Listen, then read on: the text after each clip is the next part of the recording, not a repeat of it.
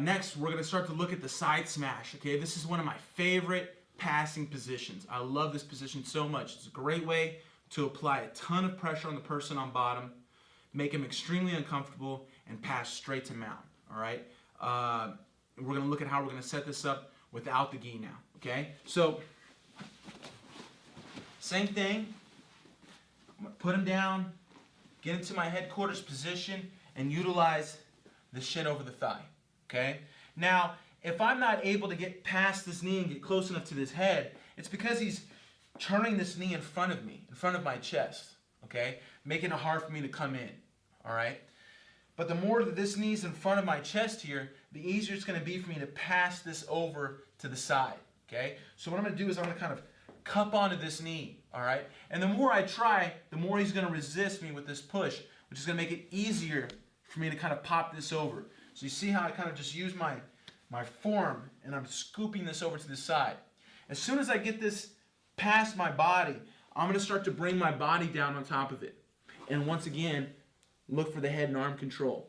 Okay? I want to get control of his head and then more or less let my lower body do a lot of the transitioning. Okay? If I don't control his head and his upper body here, it's going to be very slippery and hard for me to get established side smash position. So I want to get this control. Now I'm going to start to bring my left knee across in between his legs. Okay? So let's twist again. Come on. You got to see this from behind. I get my shin down. He's keeping his knee in front of me. I pass it across, bring my body down, look for control of his head and arm. Now I'm going to transition my left knee between his legs. Okay? Just like this. Okay, this is going to be kind of the maximum efficiency side smash position.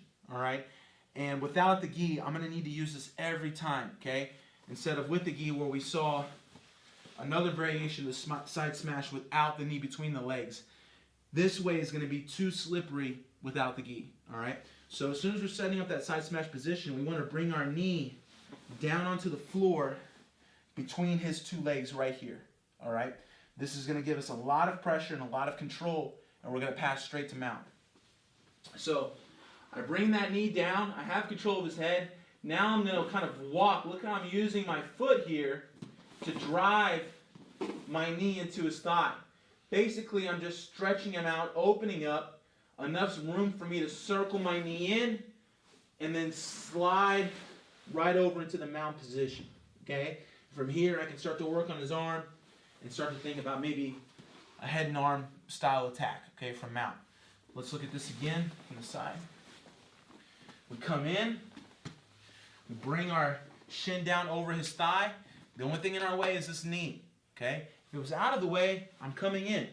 So he has no choice. If he doesn't want me in, he's going to keep this knee in front of me, and that's going to allow me to set up the side smash. So I'm going to kind of cup it, use the edge of my forearm to chop this leg over. Look how I'm kind of immediately replacing my arm with my body. Okay, so it's stuck.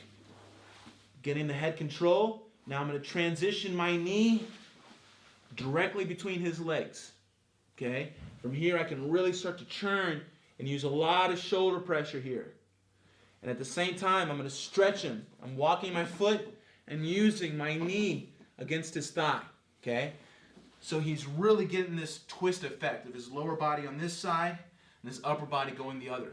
All right. Now I'm just going to circle my knee into his armpit on this side here and just let everything unravel and float right into the mount position.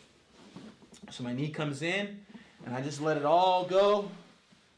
Float right to the mount. Look how my big toes are in right here immediately so he can't scoop me into a half guard.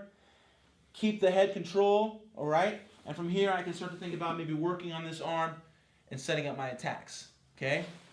One more time. Let's go the other side.